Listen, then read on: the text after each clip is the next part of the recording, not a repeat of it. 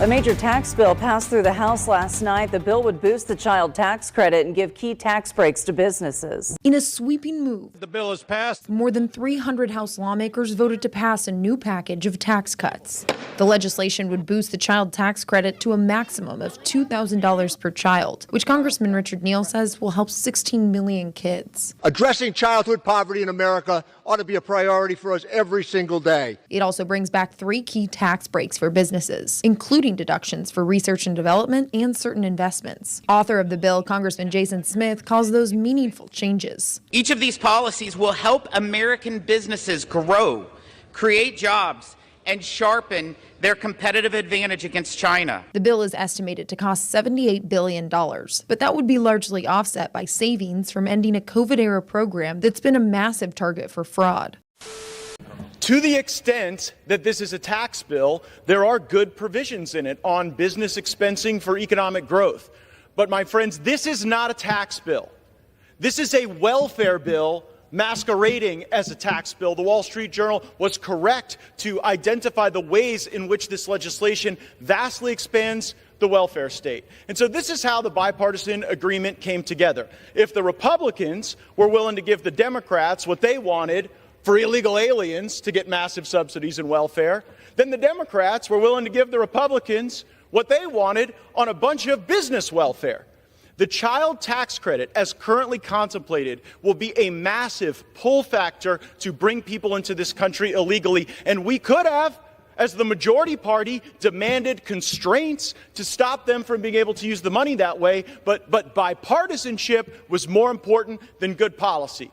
And as my friend from Kentucky, Mr. Massey, noted recently, if you aren't paying taxes and you get a refundable tax credit in the form of a check, that's not a tax cut. That's not even tax policy. That's just welfare. That's just giving people money that didn't initially pay it in, and a bunch of them are here illegally. But it's not just a welfare bill in that respect. It's also corporate welfare. These R&D tax credits that they've put in there are so targeted, they're bought and paid for by the lobbyists who fund their campaigns and give them donations, and it is entirely wrong. We should have a flat tax code, and the R&D tax credits that they're putting in are deeply misguided. They continue to distort the economy, and frankly, it's just another flavor of a lot of the Green New Deal tax credits that you act like you're against. But indeed, Mr. Speaker, that is not the case. This is not a tax bill. It is a welfare bill in drag, and that may be appealing to some of the proponents. I do rise in opposition to this legislation, and I do so reluctantly because I know of the significant amount of work by my friend from Missouri, by those, frankly, on both sides of the aisle to reach agreement, my friends on Ways and Means, important provisions in this legislation that are critical for job growth, for economic growth, critical for the well-being of our country. Numerous businesses I know in Texas and around this country that understand the importance of the expensing provisions, the interest provisions, research and development. But unfortunately, as happens in this town, this legislation comes with provisions that, frankly, the people I represent are tired of. And it's provisions that would continue to expand the welfare state, as the Wall Street Journal editorialized about, by expanding the child tax credit in ways that will continue to fund people directly through refundable credits, which we find to be problematic. And we think undermines the kind of economic activity and incentive to work and incentive to produce value that we think is critically important for economic growth. But importantly, that provision is also available to parents who are here in this country illegally of children born in the United States. We think that's a problem. We think that is not just allowing essentially birthright citizenship anchor babies, but funding it.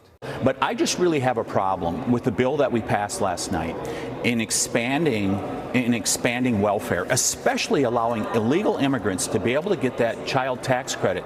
That is not what we should be doing in America. And I know many businesses are going to benefit from the tax cuts that are in there, but they're not going to benefit in terms of the help wanted signs. We're discouraging work, which is the worst thing that we can do to the American people. Work is central to our self-worth. And we did not do the right thing last night in diminishing work. Tiana, real quick. Yeah, I just want to ask about this expanded child tax credit. Congressman, according to the Wall Street Journal, the provision for expanding it relies on the prior year's income, which means that even if someone is not working in the current fiscal year, they are still eligible to receive that expanded child tax credit. Why is that? Is that just a handout to the Democrats to allow people to get welfare even if they're not working? Why would it be based on the prior year's income rather than their current employment status?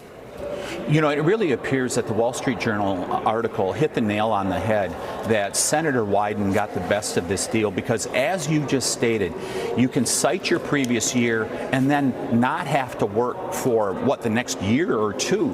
And so it's a disincentive to work. At the end of the day, it is the worst thing we can do. Remember, we had about 3 to 5 million people that left the workforce during COVID, when COVID started, March of 2020. Yep. Many of them who have not gotten back into the workforce. And now we're disincentivizing them even more from getting back into the workforce. But we have to pass the bill so that you can find out what is in it.